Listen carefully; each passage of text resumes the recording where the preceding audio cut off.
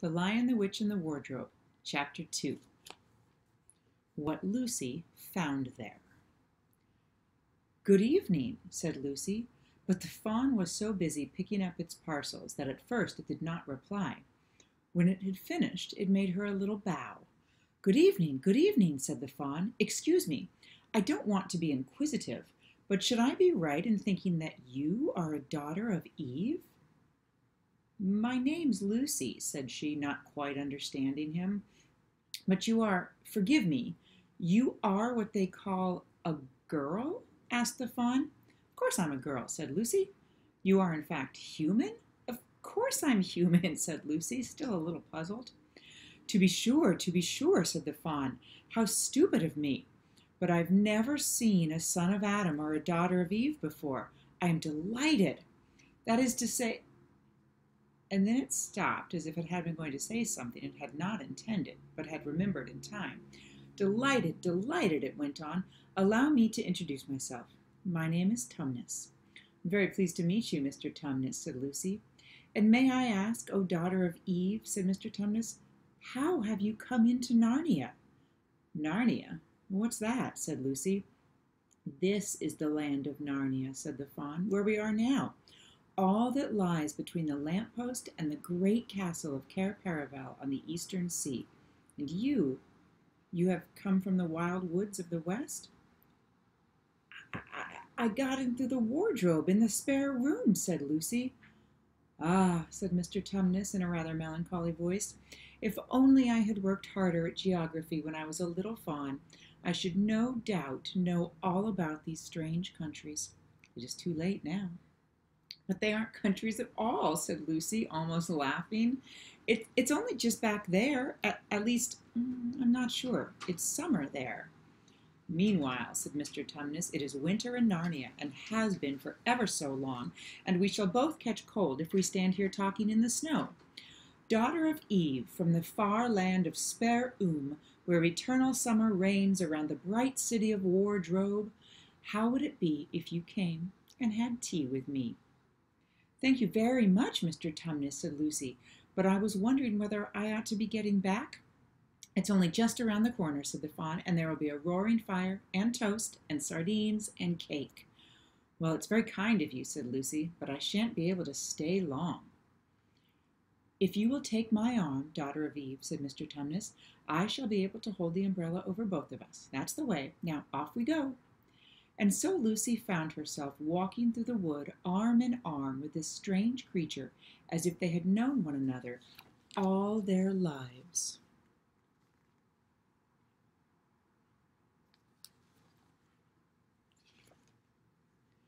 They had not gone far before they came to a place where the ground became rough and there were rocks all about and little hills up and little hills down. At the bottom of one small valley, Mr. Tumnus turned suddenly aside as if he were going to walk straight into an unusually large rock. But at the last moment, Lucy found he was leading her into the entrance of a cave. As soon as they were inside, she found herself blinking in the light of a wood fire. Then Mr. Tumnus stooped and took a flaming piece of wood out of the fire with a neat little pair of tongs and lit a lamp. "Now, we shan't be long," he said, and immediately put a kettle on. Lucy thought she had never been in a nicer place. It was a little dry, clean cave of reddish stone with a carpet on the floor and two little chairs, "one for me and one for a friend," said Mr. Tumnus, "and a table and a dresser and a mantelpiece over the fire, and above that a picture of an old fawn with a gray beard." In one corner there was a door which Lucy thought must lead to Mr. Tumnus's bedroom, and on one wall was a shelf full of books. Lucy looked at these while he was setting out the tea things. They had titles like "The Life and Letters of Nymphs," or "Nymphs and Their Ways," or "Humans, Monks, and Gamekeepers, a Study in Popular Legend," or "Are Humans a Myth?" "Now, daughter of Eve," said the fawn. And really it was a wonderful tea. There was a nice brown egg, lightly boiled, for each of them, and then sardines on toast, and then buttered toast, and then toast with honey, and then a sugar-topped cake. And when Lucy was tired of eating, the fawn began to talk.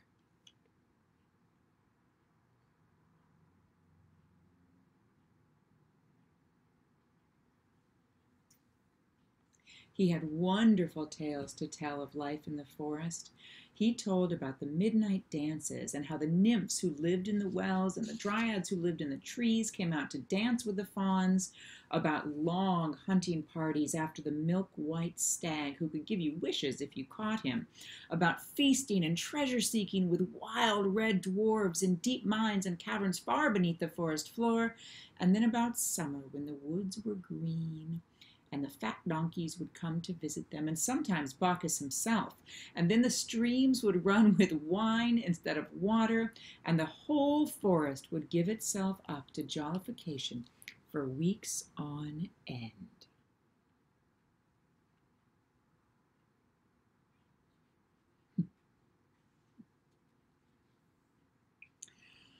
Not that it isn't always winter now, he added gloomily. Then, to cheer himself up, he took from its case on the dresser a strange little flute that looked as if it were made of straw, and began to play. And the tune he played made Lucy want to cry and laugh and dance and go to sleep all at the same time. It must have been hours later when she shook herself and said, "Oh, Mr. Tumnus, I'm so sorry to stop you, but I do love that tune, but really, I must go home. I only meant to stay for a few minutes." "It's no good now, you know," said the fawn, laying down its flute and shaking its head at her very sorrowfully. "No good?" said Lucy, jumping up and feeling rather frightened. "What do you mean? I've got to go home at once. The others will be wondering what has happened to me." But a moment later she asked, "Mr. Tumnus, whatever is the matter?" For the fawn's brown eyes had filled with tears, and then the tears began trickling down its cheeks, and soon they were running off the end of its nose, and at last it covered its face in its hands and began to howl. "Mr. Tumnus, said Lucy in great distress. Don't. Oh, what is the matter? Aren't you well?" "Dear Mr. Tumnus, do tell me what is wrong." But the fawn continued sobbing as if its heart would break. And even when Lucy went over and put her arms around him and lent him her handkerchief, he did not stop. He merely took the handkerchief and kept on using it, wringing it out with both hands whenever it got too wet to be of use anymore, so that presently Lucy was standing in a damp patch. "Mr. Tumnus," bawled Lucy in his ear, shaking him, "do stop. Stop it at once. You ought to be ashamed of yourself, a great big fawn like you. What on earth are you crying about?" Oh, sobbed Mr. Tumnus. "I'm crying because I'm such a bad fawn." "Well, I don't think you're a bad fawn at all," said Lucy. "I think you are a very good fawn. You're the nicest fawn I've ever met." Oh, you wouldn't say that if you knew," replied Mr. Tumnus between his sobs. "No, I'm a bad fawn. I don't suppose there has ever been a worse fawn since the beginning of the world." "But what have you done?" asked Lucy. "My old father now," said Mr. Tumnus. "That's his picture over the mantelpiece. He would never have done a thing like this." "A thing like what?" said Lucy. "Like what I've done," said the fawn. "Taken service under the White Witch. That's what I am. I'm in the pay of the White Witch." "The White Witch? Who is she?" "Why, it is she that has got all Narnia under her thumb. It's she that makes it always winter, and never Christmas. Think of that." "How awful," said Lucy. "But what does she pay you for?" "That's the worst of it," said Mr. Tumnus with a deep groan. "I'm a kidnapper for her. That's what I am. Look at me, daughter of Eve. Would you believe that I'm the sort of fawn to meet a poor, innocent child in the wood, one that had never done me any harm, and pretend to be friendly with it and invite it home to my cave, all for the sake of lulling it asleep and then handing it over to the White Witch?" "No," said Lucy. "I'm sure you wouldn't do anything of the sort." "But I have," said the fawn. "Well," said Lucy, rather slowly, for she wanted to be truthful and not yet too hard on him. "Well, that was pretty bad. But you're so sorry for it that I'm sure you'll never do it again." "Daughter of Eve, don't you understand?" said the fawn. "It isn't something I have done. I'm doing it now, this very moment." "What do you mean?" cried Lucy, turning very white. "You are the child," said Tumnus. "I had orders from the White Witch that if ever I saw a son of Adam or a daughter of Eve in the wood, I was to catch them and hand them over to her. And you are the first I've ever met. And I've pretended to be your friend and asked you to tea, and all the time I've been meaning to wait until you were asleep and then go and tell her."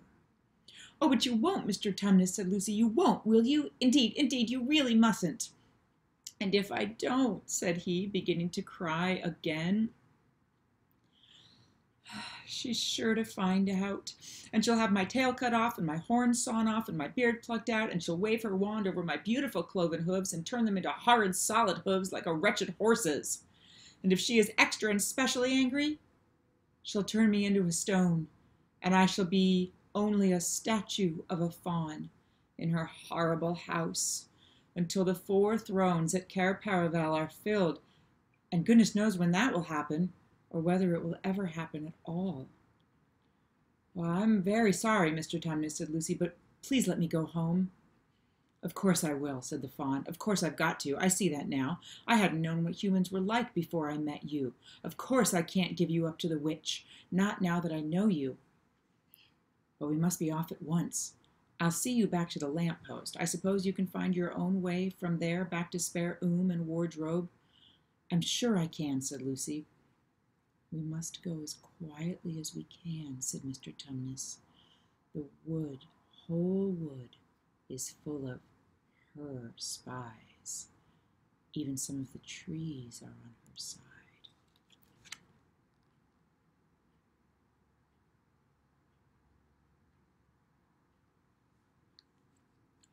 They both got up and left the tea things on the table, and Mr. Tumnus once more put up his umbrella and gave Lucy his arm, and they went out into the snow. The journey back was not at all like the journey to the fawn's cave. They stole along as quietly as they could, without speaking a word, and Mr. Tumnus kept to the darkest places. Lucy was relieved when they reached the lamp-post again. "Do you know your way from here, daughter of Eve?" said Tumnus. Lucy looked very hard between the trees and could just see in the distance a patch of light that looked like daylight. "Yes," she said, "I can see the wardrobe door." "Then be off home as quick as you can," said the fawn. "And can you ever forgive me for what I meant to do?" "Why, of course I can," said Lucy, shaking him heartily by the hand. "And I do hope you won't get into dreadful trouble on my account." "Farewell, daughter of Eve," said he. "Perhaps I may keep the handkerchief?" "Rather," said Lucy, and then ran toward the far-off patch of daylight as quickly as her legs would carry her. And presently, instead of rough branches brushing past her, she felt coats, and instead of crunching snow under her feet, she felt wooden boards, and all at once she found herself jumping out of the wardrobe into the same empty room from which the whole adventure had started. She shut the wardrobe door tightly behind her and looked around, panting for breath. It was still raining, and she could hear the voices of the others in the passage. "I'm here," she shouted. "I'm here. I've come back. I'm all right." And that is the end of chapter 2.